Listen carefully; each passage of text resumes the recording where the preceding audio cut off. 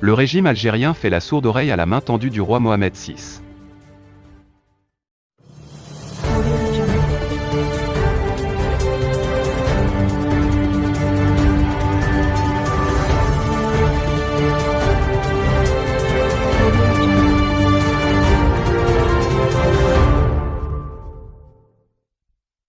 Comme il fallait s'y attendre, aucune réaction officielle de la présidence algérienne à la main tendue par le roi Mohamed VI.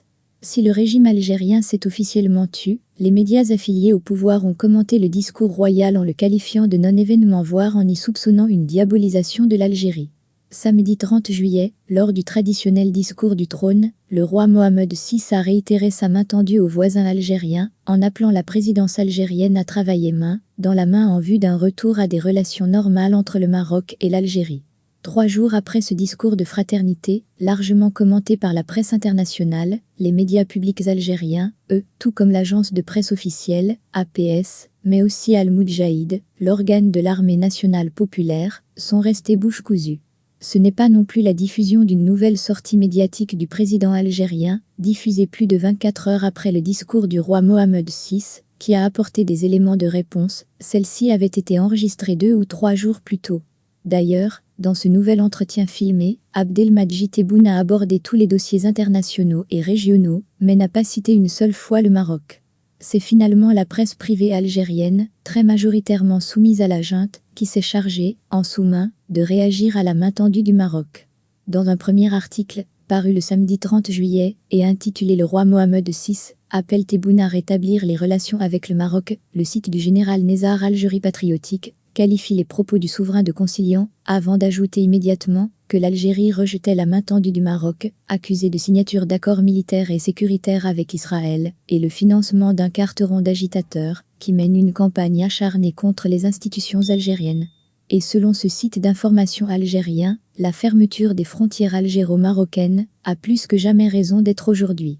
Dans un deuxième article, paru le 31 juillet, ce même site écrit que selon ses sources autorisées, le discours du trône est non-événement auquel il ne faut prêter aucune attention, parce que comme il fallait s'y attendre, le discours de Mohamed VI est entré par une oreille et est sorti par l'autre.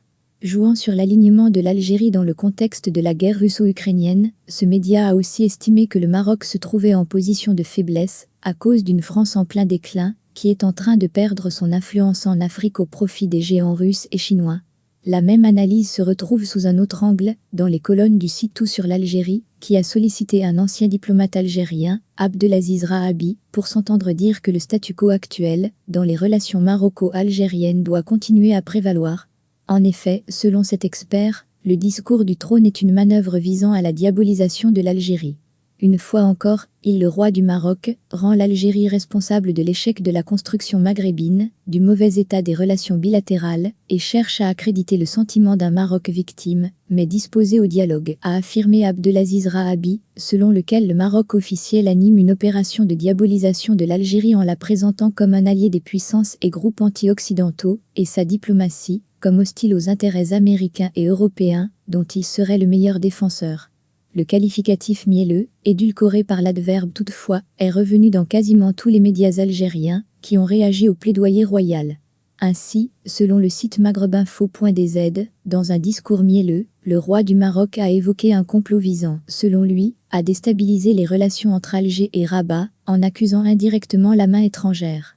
Toutefois, ajoute-t-il, le Max entend toujours de nous vendre la politique de la main tendue sans prendre de mesures concrètes dans ce contexte. En conséquence, la position de l'Algérie est claire, il y a des conditions et des obligations que le Maroc doit mettre en œuvre par des mesures pratiques. Et quelles sont ces mesures pratiques ? Inutile de les citer, parce qu'elles sont tout simplement irréalisables, car portant atteinte à la souveraineté même du Maroc. Seul finalement le site Algérie part, opposition en exil, a été plus mesuré.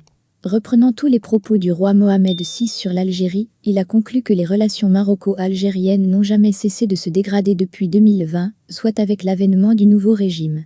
Surtout, explique-t-il, quand l'Algérie a surenchéri en octobre 2021, en fermant le gazoduc Maghreb-Europe, après la fermeture de son espace aérien aux avions marocains en septembre 2021, quelques jours seulement après avoir rompu unilatéralement ses relations diplomatiques avec le Maroc en août 2021.